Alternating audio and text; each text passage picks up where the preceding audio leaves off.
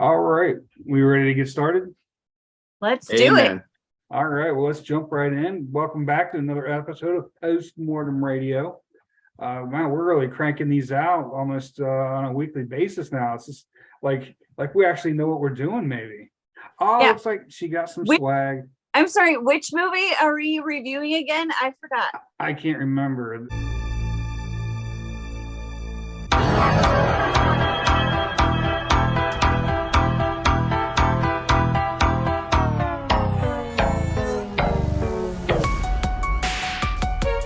So did you get that at the theater? I got this at the press screening. They gave me a nice little mug. It actually is it's a very nice mug. It's really heavy. This is good. It looks like it holds quite a bit of Java in there. Yeah, just for, this just the type of coffee mug I need during the possible apocalypse. So. Right. All right. Well, yeah, we are tonight reviewing Knock at the Cabin. Like I said in the last episode, M. Night is not one of my favorite movie or film directors. There's no in between with this guy. Anything I either really, really like it or I hate it and can't stand it. And I'm gonna let you guys go first because this one definitely falls into the same old category for the old M. Night. And it really is a shame because of that fact, I tend to shy away from a lot of his films. But this one really, for some reason, I don't know, it made me want to give it a try. I give it a shot. I'm not gonna say I'm sorry that I did, but anyway, we'll see what do you guys we'll let you guys start off. Jay, why don't you go first? Jay never goes first. So yeah, let's see. You never go first. I usually go. Oh my God. You go first. Well, tell me if you've heard this joke before. 4 people knock at a door and there's 2 guys and a little girl. Tell me if you've heard this one before. Oh, wait, you probably have before. So with that being said, I am a fan of M. Night Shyamalan. Do I love everything he does? No. I think The Happening is one of the worst movies I've ever seen in my life. Mark Wahlberg being cast as a science teacher, I think that's enough said. And that's been a problem with M. Night Shyamalan for a while, is some of the castings he's done. But you got to give up to, and I always say this, I'm sorry, I always say M. Night Shyamalan, ding dang. Yeah. He is for those who criticize him, because he's probably one of the most polarizing directors out there because of the works that he does. He really has become a master of the genre over the last 2 decades. He's really put out some really interesting things. And you often wonder if it's him who's really messing up some of these films, or if it's the way it's coming out in the edit, or if it's the way the studio's handling his work. I tend to think that the studio is a big problem with him, but I've heard all kinds of stories over the years about M. Night Shyamalan. I look at it and Knock at the Cabin. For me, I enjoyed it. I'm not going to take Katie's fire from her. I'm going to let her give us the synopsis of the movie because she does it so well when it comes to it. But it's a really interesting story with, I think you can insert certain characters. I question why certain characters are put in there for certain reasons. And it's not meant to be anything disrespectful. It's just a question narrative wise on why these particular characters. I think for me, there is really a very terrifying moment in this film. There's actually a couple really terrifying moments in this film. And spoiler alert, Ron Weasley gets his, which I think a lot of people from the Harry Potter franchise wish happened earlier, just saying. But there's a really terrifying moment where Rupert Grint, I think is Grint, thank you, Rupert Grint, where he is absolutely terrifying when he's about to be killed. His face, the emotion, the way the veins pop out of his face, he looks like he is so scared, and you feel so scared for him. And that's one of the things I think this film does well, at least in my opinion, is that it really kind of puts you in the shoes of all these characters. Even if even if some of them are interchangeable, or you could swap with a variety of different character traits, I guess I'll put it that way. M. Night Shyamalan really makes it feel, and the writers of this film, I don't have them in front of me, but Katie will get to that when she goes through the overview of the film. But also, M. Night Shyamalan does something, every film has something a little bit unique to it. And the idea of God punching planes out of the sky and seeing those planes drop out of the sky is terrifying. Yes. Because, I mean, all the apocalyptic stuff you go through, you've seen before. Just watch any Michael Bay, film, watch any, the X, Y, and Z action director, or go to Sci-Fi Channel and you see a lot of these things look pretty predictable. Just to watch these planes fall out of the sky and hit the ground in different places.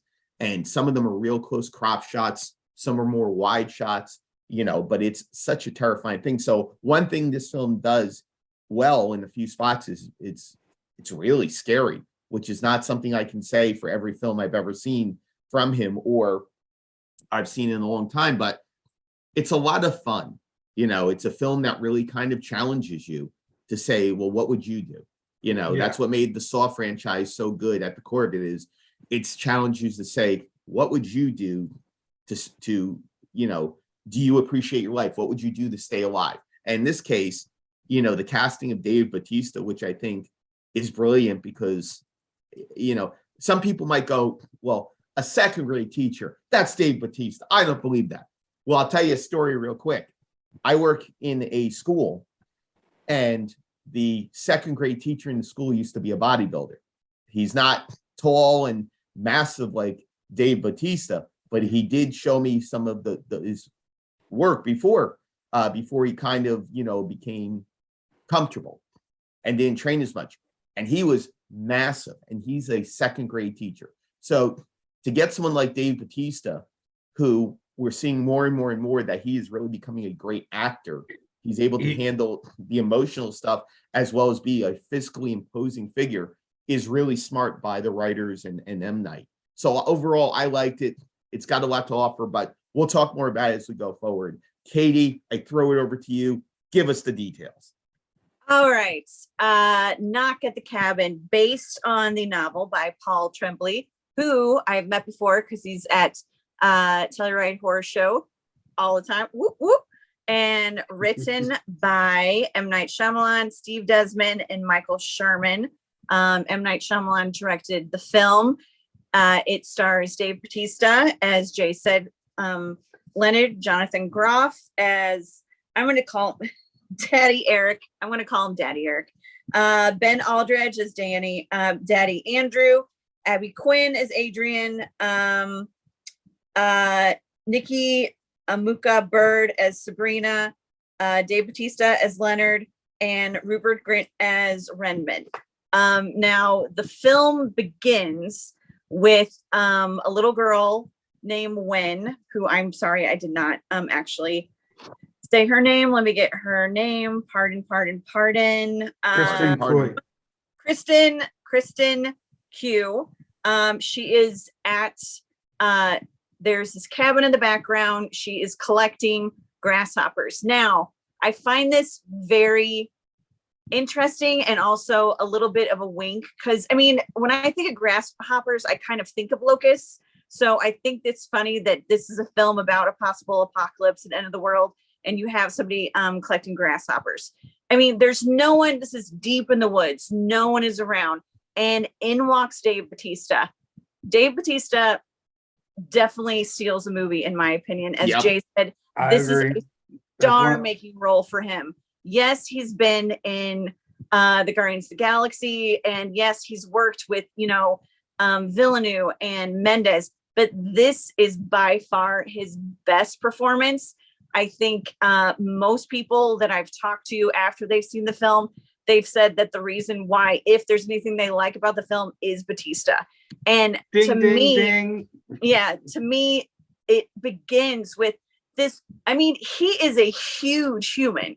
Like for anyone, he is a huge human. So to see him standing above in not a menacing way, but in above this teeny tiny little 7-year-old who's going to be 8, I believe, in a couple days, and just the gentleness about him. He's just this gentle giant. And even though it's like you have this fear and tension, which I have to say, M. Night, I believe, does an amazing job with the tension of the film. You have this tension of him, like, is he going to do something? He's just so sweet and nice. And he says, you know, he tries to tell her, it's like, your family's been chosen. This is nothing, you know, personal. Your daddies are inside. We're going to come to see you, and we're going to ask you a question. It's going to be scary, but you have to answer this because a lot of people will get hurt.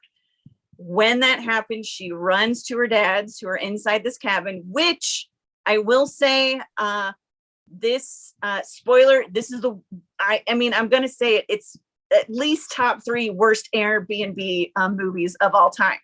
Like, I mean, some people thought that this was their cabin. It's not. They found this online.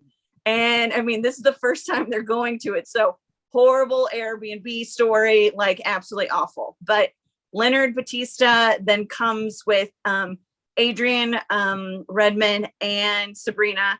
They, what happens? They knock on the door, and who is waiting for them behind it? But Daddy Eric and Daddy Andrew. And when they break inside, they knock out Daddy Eric, which that to me, I'm going to get into that. He wakes up, they tie them up, and they say that they have been sent. Their family has been chosen, and they have to choose one of them to sacrifice to save all of humanity. And that's the thing. It's like, what the hell are you talking about? Now, there have been some people who have asked me what I thought about, you know, the fact that 2 men are the main protagonists. And I love the fact that there are 2 men, that this is a gay couple as the protagonist. This is their family that they have to fight for. Like, this has been something in a number of films that it's been like, you know, male, female, mother, father, all that stuff. I like that you have a loving couple. They do flashbacks to show what they've been through in their lives. And to me, that's, I mean, this is truly like they've been through everything to get here. And for them to have to sacrifice that is horrible. We're going to do a spoiler. I'm going to do a spoiler now. Rupert Grint, as Jay said, yes. I mean, when they ask the question, will you choose? Like, you know, will you make your choice? And they say no.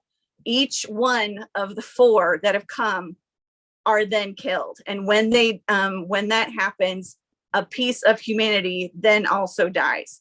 Now, something I think is, again, with the suspense, but I think is excellent that Shyamalan did, is that, you know, these people die, not because you necessarily see it. You may see a little bit the after effect, but you hear it. The sound design in this is absolutely incredible. Exactly.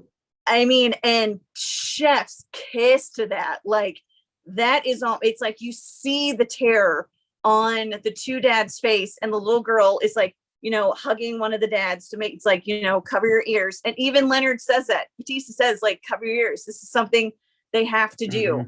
Each one of them, they know it's like, it's something inside them that makes them get down on their knees, and they know that they have to be that sacrifice. Like, they have asked and stuff. And now the thing about Rupert Grint's character is that you find out that he actually did a homophobic beating of Daddy Eric.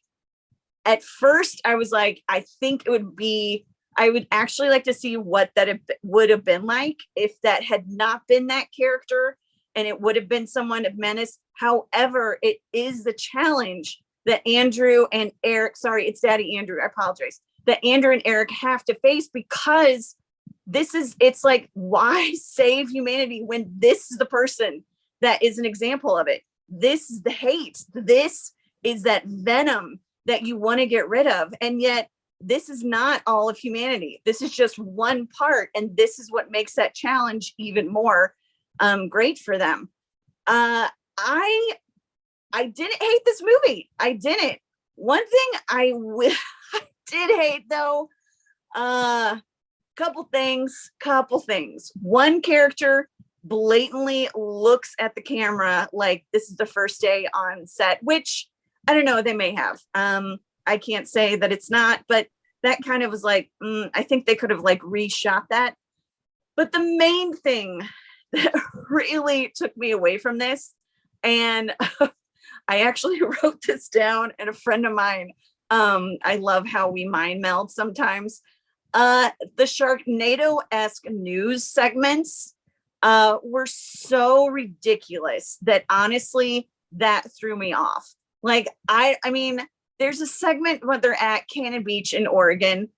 No, I was like waiting for a whale to like swim by underwater, because it's like, I don't even understand how that would happen. Also, the fact that they have it on the same news channel each time, but that the anchors are so stone faced. It's like, I don't think that's like, look, I actually know a number of news anchors, and I know you have to be, impartial and stuff like that, but it was a little too much. Another thing, pretty robotic.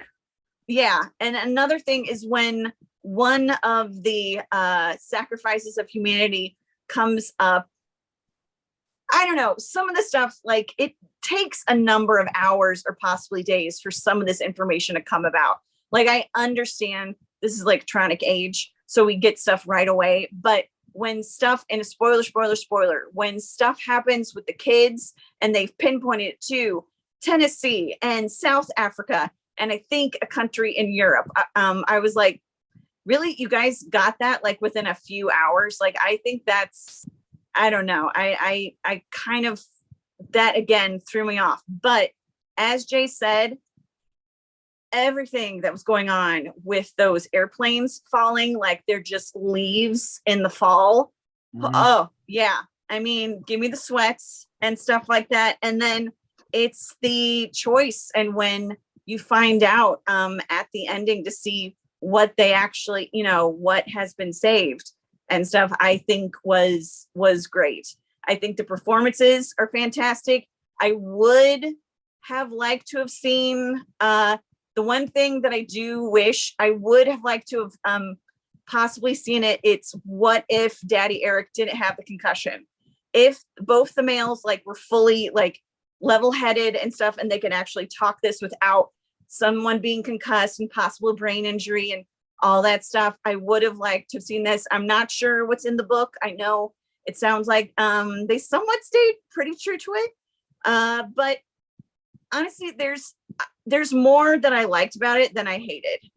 Again, the Sharknado news segments really took me out of a lot of it. It really did. But I gotta give it up to Bautista. I have to give it up to sound design, the cinematography, the music by Curtis Steffens' daughter. I apologize vehemently. I'm sure I butchered that name, but chef's kiss to your original score in this, because I thought it was beautiful. And I do not think it's his worst film. I definitely think that Shyamalan, I didn't care for Old. I did like this more than Old. And honestly, that's probably because of Bautista and the tension. But hey, sounds like you're going to take it away and give it a stink. Well, real quick, Oz, may I just say one thing? Sure. Let me put it this way. Listen, there's not, 9-year-old kids having sex and having a baby. I'm just throwing that out there, as Old did so well in it. So I think that's one of the things that goes above. But Oz, when you're done, I have a conspiracy theory for you guys to think about that might exactly what Katie said about the newscast, and maybe shed some light on it that you never thought of before. Okay. For me, as much as you guys are thinking that that I hate it, I didn't hate it. and surprisingly, I enjoyed most of it. I mean, like as you guys both said, Batista, I think he was probably my favorite part of this movie. I mean, like you said, he's been in so many other movies, action, but this one really showed that he has really developed into an A-list guy with some serious acting chops. I mean, the last guy really from wrestling to come into it has been The Rock, and this, and I'm glad you mentioned it, Katie, how big and menacing this guy is, and how little this girl is, and how tender and gentle he was when he was, even just his speaking and just talking to her and his interaction with her. It was so unexpected, given what we saw and expected from the trailer. I mean, even down to the point, like you said, he explained to her what was going to happen. And even to the point where he said, your daddies are not going to, we're going to they're not going to let us in. You're not going to want to let us in, but you need to let us in. It was, I mean, he blew away my expectations. And it's not just because I used to be a wrestling fan and all that kind of stuff. But I think his star is definitely elevating to, I mean, I think this is going to lead to hopefully a lot more serious roles where he can show his range as an actor, and not just a big, muscle bound guy in a shoot 'em up comedy or something, or Drax and Guardians of the Galaxy. The casting in this, I thought almost every character, I thought the performances were really good. The one thing I will say is, I enjoyed this all the way up until the end. Really, I did. I enjoyed the entire thing. I loved where it was going. The ending is what ruined it for me. I did not like at all how it ended. To me, it was like I got 3/4 of your story and you just kind of like ended it. And I'm like, don't give me 3/4 of a story. I mean, if I'm there to watch a film, see your story, I want the entire story. So tell me what, your version. I understand, they want to kind of leave it open to maybe some interpretation to the viewer, all that kind of stuff. I get it. But, I don't know. To me, it ended too abruptly, and maybe it was. I mean, I'm sure that was by design. It isn't my kind of. I want to see the whole thing. I thought the kills were great. The one thing that I wanted to mention too, about when Redmond died, and you were talking about how you could see the fear on his face, not just on his face, but I mean, even when they put the bag over his face. I mean, it was almost like I could still see his face, and because and maybe it was like kind of like you said, Katie, the sound, because you could hear how terrified he was. It almost made it seem like you could still see his face and how terrified he was, which I thought was just really that was great. I don't think I've seen anything like that before. So, I mean, hats off to that. And I mean, really, that's really all I got much to say. I mean, I enjoyed it up until the end. I mean, I got a whole list where it lost to me. say. Jay, you always do, man. I get a whole list to say. Now it's time for you folks to make a choice, whether you want to listen or not. So I'm going to say again, spoiler alert, there's a handful of stuff. First of all, Oz, to what you're saying, I think one of the problems with this film is it's unbalanced. I think that it weighs so heavily with the hype of the promotion, with the build of it, that the final act falls flat. I agree with you. I think that, and maybe they showed too much on the trailers. Well, you know what? I think there's some writing issues with this, and don't get me wrong, the people who created this film they've forgotten more than I'll ever know. I'll be honest with you on that. But looking at a film like this, first of all, the characters, I had the biggest issue with the fact that the flashbacks for me didn't really serve any purpose. You know, for a couple to be chosen like this, it's obviously whether they are gay or not, it's a powerful choice to bullet point those particular scenes that only connect. It doesn't build much of a story for me. It doesn't build and make me invest very much on why this particular couple is being chosen for this. Why is it not another couple? And here's a theory, and I give Susan, my partner, loving girlfriend, amazing woman, credit for this. You know, there's a big question in there. One of the central themes is, do you believe, and does this couple believe that this is all real, that this isn't staged? Well, you know what it reminds me of? Conspiracy theory, Cabin in the Woods. Reminds me that they are in a place, and all of a sudden, this random couple with their daughter comes there, and these four people out of nowheres. And the reason why I say this is because, except for Redmond, how are the other three connected to this couple at all? They're just chosen. Got it. Lazy writing. Lazy writing. What I love about M. Night Shyamalan and what he's done before is he connects all the pieces together so it's a puzzle that fits together. Yes. You know, when you're looking at this is very lazy. Okay? Very lazy, because if you go ahead and say, okay, Redmond, spoiler alert, Redmond, he had this homophobic attack. Okay, got it. Good.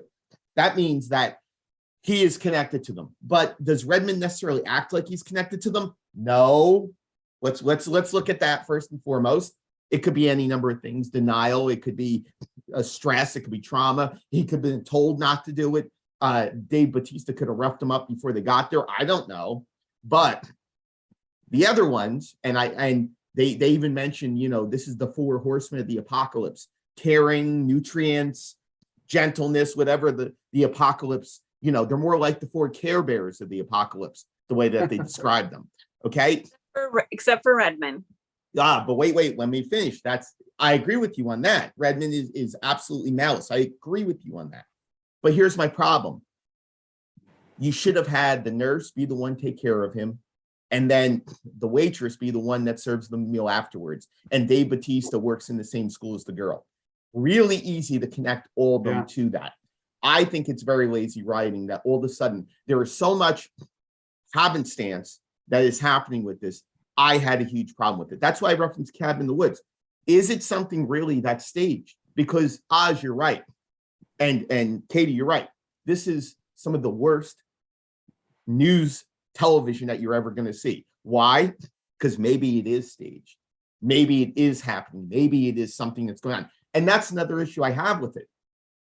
It's so random the way things are with this. And no exposition is fine. Some of the best horror has no exposition whatsoever. And it makes for great storytelling because you have to discover like the characters do. I hate to say it, but it doesn't work in this film. It's just too random in what they're doing with this. And even with, and again, it's lazy writing.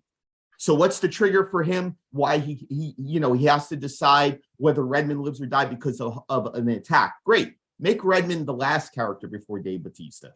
Don't make him the first, because then it makes no sense. Okay, so why are they sacrificing themselves? What have they done? I mean, it's so unbalanced in the way this is written and the way that it is structured. And maybe it's the edit, but I don't think it is when it comes to this one. But it's too unbalanced in the writing. I've never read the novel, so I can't reference it. I would be interested in reading it because it sounds pretty interesting. From what I read, I think Bloody Disgusting has a whole article up about the comparisons right now with it. But for me, it falls short story-wise. Really cool stuff, but I'll tell you something. If it wasn't for certain things that fell into place, the way they were able to build that tension and that pace in the beginning, I probably wouldn't have liked this film at all. All right. I'm a big fan looking at it, and I'd love to see it again, to see stuff I missed. But the more I think about it and the way that certain things worked in the beginning, the first two acts, I'm not necessarily sure I would have liked this film. So I think it's realistic criticisms that come based on a lot of stuff. And this has been a problem with Shyamalan also in the past. Again, I'll reference The Happening. you're casting Mark Wahlberg because the studio's making you cast Mark Wahlberg, not because you want Mark Wahlberg, because Mark Wahlberg is either a heavy like in The Departed or he's aloof like in everything else. It's one or the other. And I'll tell you what, it just doesn't work with some of these things because not all the pieces connect, and it doesn't work in this film. Well, one thing I want to say too is, that I did forget to mention before, M. Night Shyamalan is known to, there's always a twist somewhere. There's Right. always something coming, and there really isn't. Nope. That's what was missing. I didn't see a twist anywhere. I thought I saw what was gonna be the twist when was it Eric? When Yes. Eric starts to talk to them, I started thinking, holy shit, Eric set all this shit up. Could be. And that's what I was even telling Jeanette, I was like, that would have been, because then, like they said, with the flashback, and then they were talking about, I thought maybe he set this up to try to show him that, he's not boring or whatever. And, try to, I don't know. But for a second there, I thought that's where they were going, was that Eric set this whole thing up. For some reason, I don't know. But then it just kind of, it wasn't there. So again, I was looking for the twist, and I really didn't see the twist, at all in this, and that's what I think. Had there been a twist, something that I didn't see coming, or something then I think, maybe the story wouldn't have fallen as flat like you said it would, Jack. But that's Maybe. You're right. But I thought that would have been great if had Eric or been gone behind his back and set this whole thing up. Well, that's why I referenced The Cabin in the Woods, because it is so very reminiscent of what Cabin in the Woods does when you find out that they're being manipulated through the whole entire thing. Bless you. When they're manipulated through the whole thing. But Katie, go ahead. I saw you give me lots of faces, so go ahead. So one, Batista works in a bar in Chicago, but he and the sous chef never worked together. They all met during the online chat thing. I know that Andrew brought up the fact that Redman and Leonard, possibly they worked in bars. They probably worked in a bar together. Maybe that's a connection because Andrew was going through this. But other than the possibility of Redman and Leonard like working in a bar setting or stuff like that, they all were from like different parts of the country.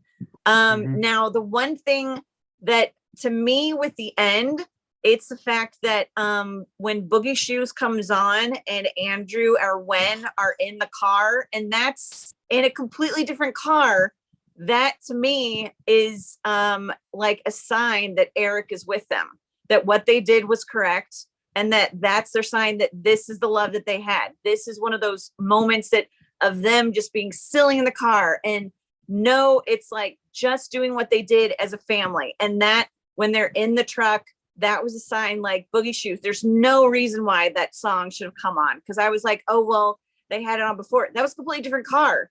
Like, this is a totally different vehicle. They had it on the radio just randomly. And when it comes on, to me, that was like, yeah, that was a sign that Eric is there. This was like their love for their family will always be there. He'll always be with them. And to remember all those memories that they had together and the silly times like that. The other thing is that when Andrew goes in the diner to actually see what the hell happens, because I mean, you have to realize that, yes, these 4 people break into your house and tell you you have to sacrifice one of the 3 of you to save the world. But then they also kill themselves while they're doing that. And that's like what the F is going on when Andrew goes into the diner and you see the waitress like talking on the phone. It's like, I love you. I'll see you soon and stuff. And he sees everyone in the diner, like looking at the TV, seeing that, first miracle, everything has subsided. That's the fact. He's like, okay, this, and it's, somebody said, it's like, well, how come he didn't tell anybody? It's like, who the hell would tell someone? So, oh yeah, by the way, technically I could have saved billions of people, but we kind of had doubts, and turns out, I guess we could have done that. Sorry, guys. Sorry. I needed a minute, and Exactly. But you know what, Katie, I'm gonna disagree with you on something when it comes to this, because yeah, they break into the house, but Teddy Bear Dave Bautista in this, he knocks and he's very polite, wanting to come in. So you have to look at this as the question is this couple truly protagonists, or are they the antagonists of this movie? That's a great question to ask, because of what you guys just said. They allowed millions upon millions to die because of what it was. And that, again, a lot of questions. And now this is about, let me flip to the other side with the four of them. No real exposition. You have to go on faith and investment that you believe they showed up there because of visions. Got it. Okay. Let me see something. Let me have a moment, even if you want to make it where it's a quick montage, bringing them together. I need more than just a handful of backstory tales about it. Because again, it's whether it's in the edit, which very, very much it could be in the edit where they cut that out and they felt they took away from the story. But honestly, what I got was not nearly enough to be able to do it. All they focused on was the hate crime, which if you want a catalyst, that's great, but it's a very easy catalyst. Give me something that's more than that. I think as a patron, as someone watching this, I deserve more. I feel like I've been kind of gypped where you're creating these antagonists, which aren't really the antagonists when you look at after everything is said and done. By the way, Eric deciding that it's time, seeing someone in the light, a little too easy. I'm just saying. I agree with that. A little too easy, I definitely think if both of them, if Eric had not been concussed and this was like two level-headed guys like talking this out, figuring out, and if he had then seen something, if he had not been concussed, I think that would be a completely different story. But when you were talking about that, Jay, you had the word that is the whole, that actually is the catalyst of this film, which is faith. Everyone, it's like when you get into the religious aspects of this, it's all about the faith. It's all about, it's like, you have to trust us. We're not lying to you. And it's like, we'll prove it. It's like, we can't, that's not. Then really that's lazy. That's lazy then. But at the same time, look at how, you could say it's lazy for moviegoers, but if you definitely look at the religious aspect of this, how many times have you but wait a second though. The background of the miracle and stuff like that, and like show me the faith. Like, how did the three wise men get together? Like, were they part of a fraternity? Did they meet at a bar? Like, hey, I hear this kid's gonna be born. So, let's go to Jerusalem, big party, Let me ask you a question then. You guys can, if I missed it, then my apologies, I missed it, but I don't think I did. Who said it was Christ? Who said it?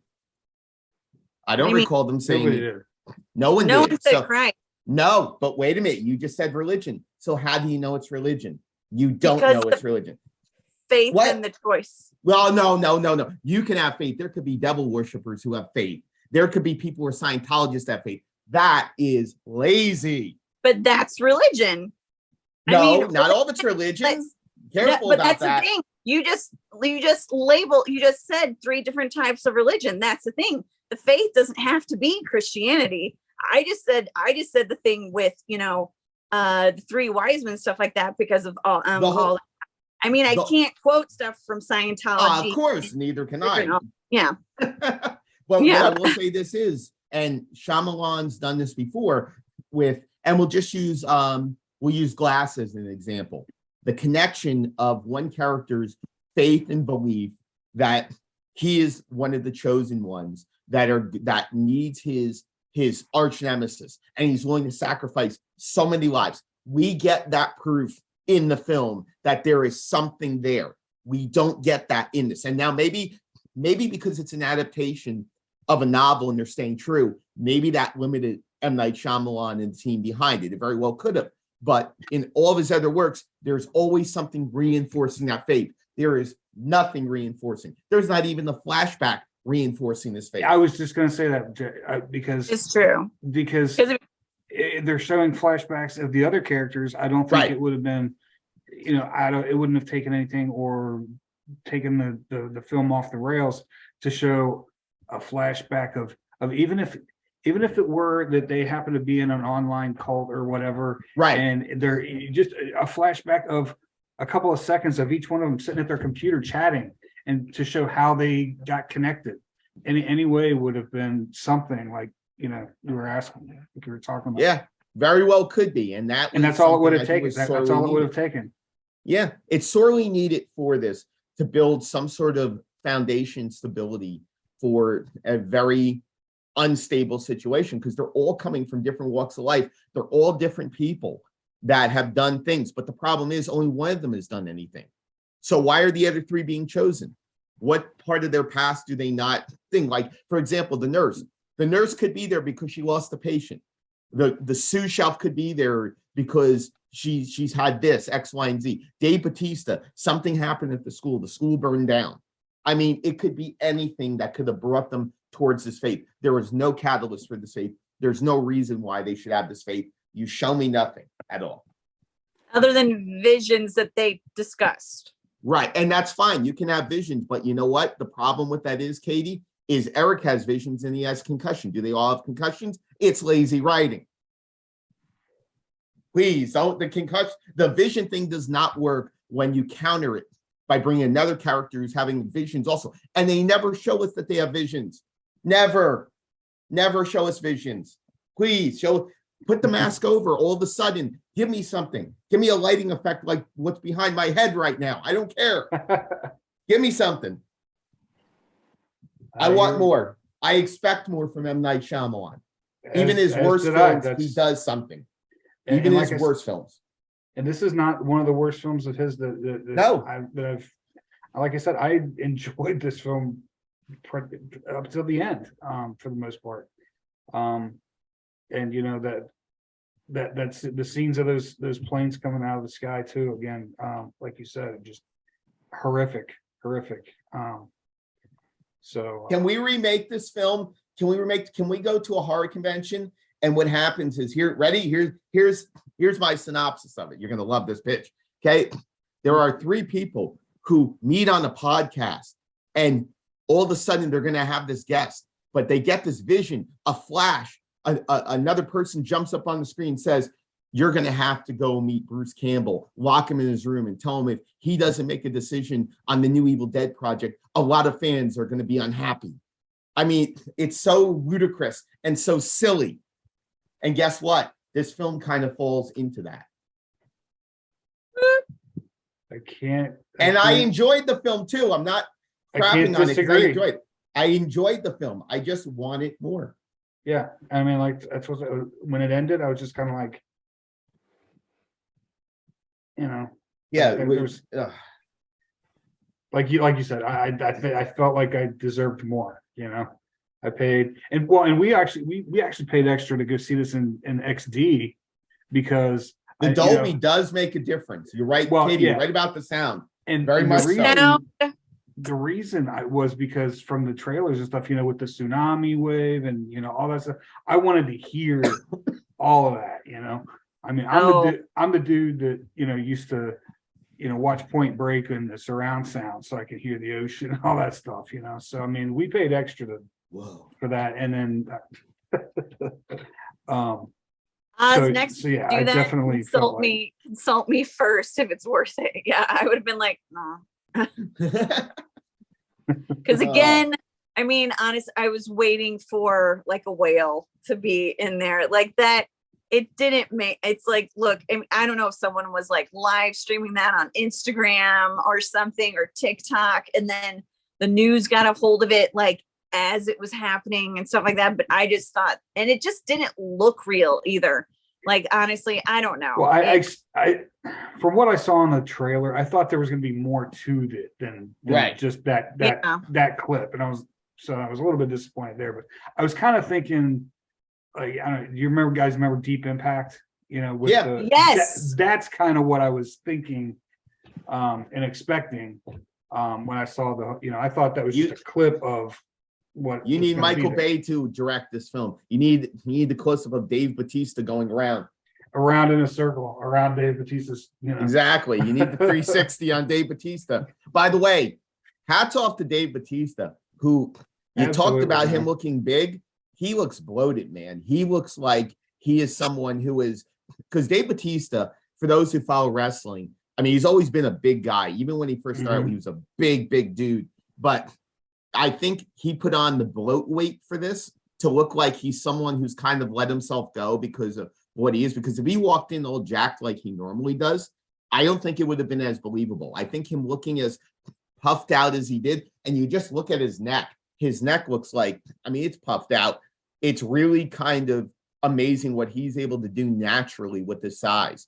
But the opening of that film where he's talking to the little girl, it's so wonderful. It's one of the best parts of the film, in my opinion, because he's so nice with her and he's so off-putting. And it's kind of scary because usually we see behavior like that from like serial killers in movies. Yeah. They're all nice and all of a sudden it's like, I'm going to kill you. Or he just grabs and just snaps, which he probably could do with just like that. But he's so wonderful when he does. And he's so wonderful in his communicating throughout the film. He really encompasses what you need for it. And he really is one of the best parts of it. Honestly, everyone pretty much except for Batista, even the little girl, I really liked the little girl. I thought the little girl did a great job. I thought she was wonderful. But everyone else is you could have put X, Y, and Z characters in just about every single one and it would have been fine. There's really nothing that really anchors any investment on any of them, at least for me. And go ahead. I was just going to say, you had mentioned how what Dave Bautista, how he kind of made a change, how he was looking. Janelle didn't recognize that she had seen him in other movies before. And when I told her, she was like, really? He was in what? And I was like, he was Drax and, the Avengers movies and Guardians of the Galaxy. He's been in another movie. She was like, oh, wow. I mean, she didn't even realize that was him, the same guy. So, yeah, he definitely was able to. I mean, granted, when he's Drax, he's bald and he's got, paint all over him. So, I mean, he's going to look, different. But he's done other movies too. But But what were you going to say, Katie? Oh, I was saying, well, as when I began, to have Batista, just towering over this, and when he puts his hand out, and it's like this giant, almost. Oh, and he shakes your hand. Yeah. It's like that itty bitty, hi, how you doing? And it's like, he is just this gentle giant. And it's like, I remember watching it and thinking man, that guy could just punt kick her over the cabin. I mean, he's just huge. It's like, this is a guy who would literally actually throw a human being across the room. And then later on in the film, a living doing it. He actually does throw someone across the room like it's nothing, like it's a pillow. He just whoosh, which I know, yes, stunts and all that stuff, but at the same time, yeah, he definitely could throw a person across the room. He did it every night. He was a wrestler. I mean, yeah.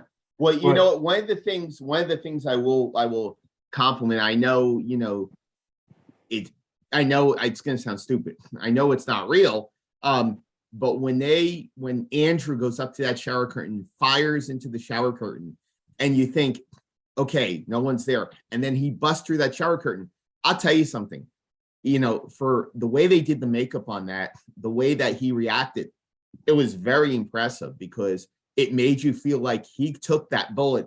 And even if he took a bullet in the chest, you're not going to stop him for all the reasons why. In fact, he might be the most committed of all the characters that I believe, at the crew. But he looked like someone that was really, to quote the Blues Brothers, on a mission from God. He really was. So, yeah. Well, and going back.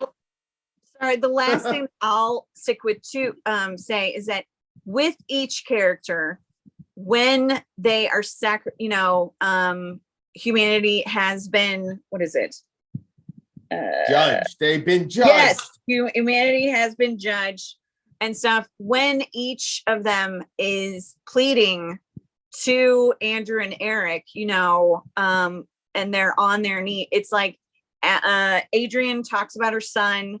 I think Sabrina was still alive, but she got shot. And then Redmond just doesn't want to die. But it's when Leonard, and this is spoiler. I mean, we've already been talking about spoiler, but when We Leonard, always have spoiler tags, asked, so.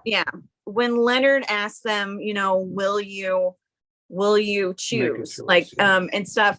To me, when he then does what he has to do, because humanity will be judged.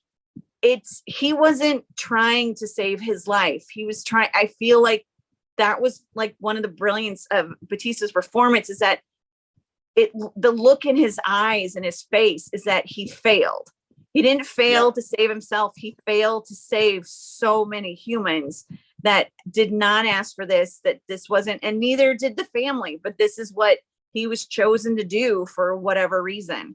And that's one of the key things that I think, when he does make his sacrifice, that throughout the film, to see that face, to see it's like that he's like, I tried everything I could and I failed. And just to see that heartbrokenness, again, Batista was incredible. I'm really looking forward to seeing what he can do after this.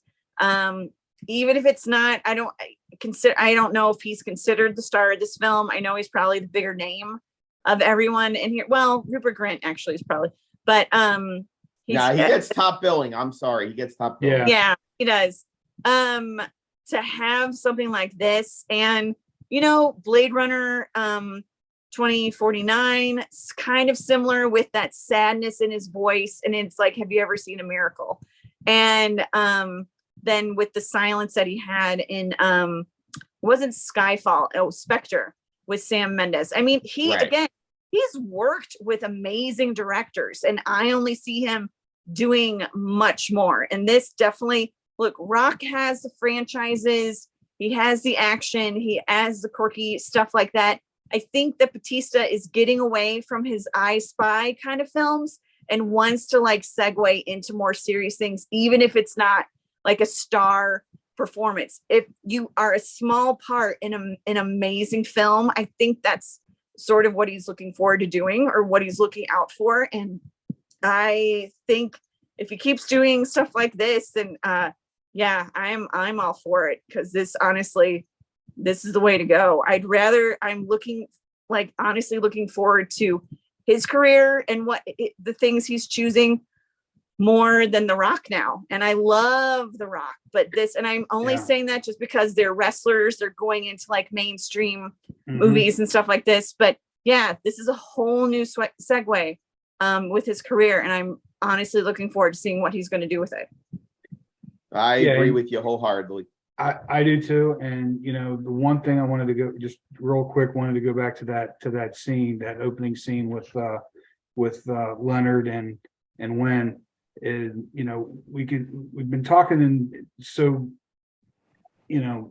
admirably about Batista in that scene, but I think you got to give a little bit of hats off to the writer who wrote that dialogue. I mean, Batista delivered it, but the dialogue too that was written there was gold. I mean, even to the fact where like you said, she's collecting grasshoppers, and he's like, "Oh, I used to love collecting grasshoppers here." And I mean, he's even telling her how to do it. Oh, you want to, not too fast, because you don't want them to get, spooked or whatever, or scare them. I mean, and he's just so kind and helpful to her. I mean, it's just, whoever wrote that is equally as great as Batista's delivery of those. Well, I would bet this is based on a real life situation. I think that's Tremblay. I think that's straight from the book, honestly. Yep, I would agree. I would agree. And the only thing is, when I was watching that, yes, that's a beautiful little moment between the two of them, but also she's supposed to be a city kid. I don't know anyone who is like any kid like that who's like, oh yeah, there's no one for hundreds of miles. Here comes a giant. Sure, I'll talk to you. She says right off I'm not supposed to talk to strangers. And he says, well, hopefully we won't be strangers too much longer. So no, I get that to me is kind of like, but maybe at 8 years old, you don't identify that right away. I don't No, know. I would have been like running to my parents, like there's a giant man and he's covered in drawings. So you need to Covered do in something. drawings. Because I mean, I wouldn't know what a tattoo is. I'd be like, there's this guy, he has drawings all over his arm. He's really big. He tried to talk to me. I ran away because He's I don't a talk really to people. big artist. Yeah. He draws on himself. All right. Look at the pretty pictures. Yeah. All right. Well, any final words, guys, before we wrap things up on Knock at the Cabin? Despite the Sharknado news segments, it's not one of my favorite Shyamalan films. It's definitely not one of the worst that I've seen. I would say it's a solid middle. And yeah, I just wish they would have like done. I mean, I know he actually finances his own films. Like this isn't like a big studio like this. So this is his money he's pouring into it and stuff like that. But I just really wish they would have made those news segments like more realistic, because again, that just really threw me out of it. Cabin in the Woods. I'm sorry, what? Who said that? Who said that? You can make a marathon of it, Cabin in the Woods, and then Knock at the Cabin. Well, it's funny you say that, Oz, because honestly, do you need to see this movie in the theaters? Probably, because those airplane scenes are terrifying. They're absolutely terrifying. To see it up on the big screen, I think it's worth it. I'd say maybe about 2/3 of it is worth seeing in the theater. The rest of it is Lifetime movies. See it on TV. But one thing I will say, and I don't know if it's ever been done, and if someone's done it, God bless them, but it's definitely interesting because a long time ago, I interviewed Roger Jackson, who does the voice of Ghostface. And one of the things I did was I watched all 4 Screams in a row. And I loved it. I enjoyed it. It gave me a new perspective on the franchise, which I had not thought of before. I would really be interested, and maybe it's something I'll take up, to watch every M. Night Shyamalan film from the beginning to now, and to see how he's evolved as a filmmaker and see what works and what doesn't work. And the reason why I bring this up is because through this entire episode, and thank you so much for listening, everyone out there and watching, we've seen a lot of comparisons to some of the films and how there's some things that he's done before that works and other things in this film that doesn't work, and vice versa. So it'd be very interesting to see if there's anyone who's watched all of his work. Would it be long and hard at times? Yes, it would definitely be. But he's a really interesting director, and he really is one of the modern masters of horror, because he did something that he's never been able to recapture, which was, make everyone believe, whether you admit it or not, that you didn't realize Bruce Willis was dead. Spoiler alert.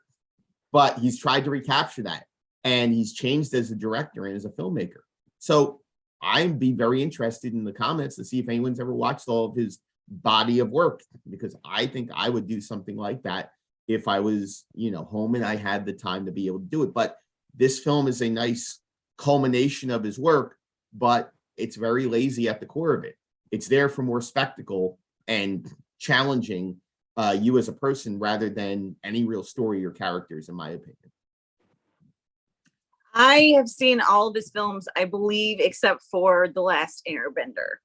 And it was at The Last Airbender that he took a little, I don't know if it was a self-imposed hiatus. I don't know if it was you can't get any work. No work. And then when he came back with The Visit, which I know when The Visit came out, that did not have anything about him at all whatsoever. It wasn't M. Night Shyamalan film. It wasn't anything. I remember going into the theater and it's like The Visit and then M. Night Shyamalan. I'm like, oh my God, what? I did not, And then I love that movie. And I love the fact, Me too. I love the fact, coincidence or not, which I do think they did, but I love that it debuted on Grandparents Weekend.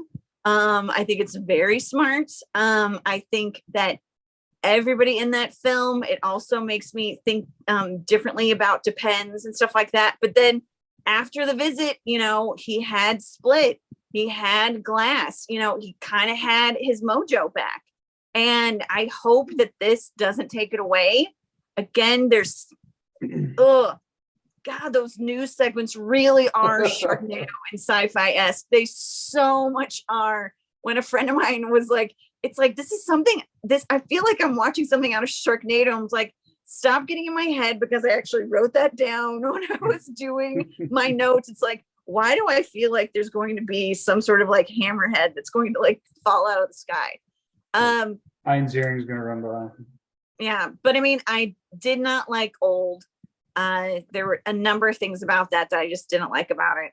And but this one, I liked this one more than Old. So I don't know. I think this is going to be in the middle for me. Again, it's not the best. It's not the worst. I definitely don't think it had that major twist that most of his films do. But this is based on a book that he did not, you know, write. He added to it. So we'll see. I will continue to watch his films. I will continue to support what he does. And yeah, I do think people should watch the film. But I do know that it's going to be very divisive. What? It's divisive. Who says that about movies anymore? Because it seems like nowadays it's either I hate it, I love it, this person needs to go away and never come back. What isn't divisive anymore? That's the thing. It's like, hey, let's go have some fun. This is a movie that definitely gets me talking and stuff like that. And that's some of the best movies that I can think of. And you know what? And that's okay. You know, Yeah. there's nothing wrong with having varying opinions on movies and being able to debate and talk about them in a nice, respectful way. Now, if you get nasty and stuff like that, then you know what? Then you're Exactly. forget about it. But if you You want to get but- nasty about a film, there's always Infinity Pool. You could go there. What? Yeah. Okay. Bring it. Cause yeah. Oh, Mhm. entitled Rich White People. Yeah, I love that. Yeah, there we go. Anyway, All right. Well, you know, I say, you know, it's enjoyable, but I'll agree with Katie and say it's not his best. It's not his worst. It may be the worst ending. I'll have to think about that. I don't know, because and maybe it's just because I was enjoying it so much, and then the ending just totally ruined it for me. But there's still good qualities to take away from it. So I won't say it's a total loss. So I mean, if you got a couple hours, you're a fan of M. Night, definitely check it out. Just don't be surprised when there's not the big twist.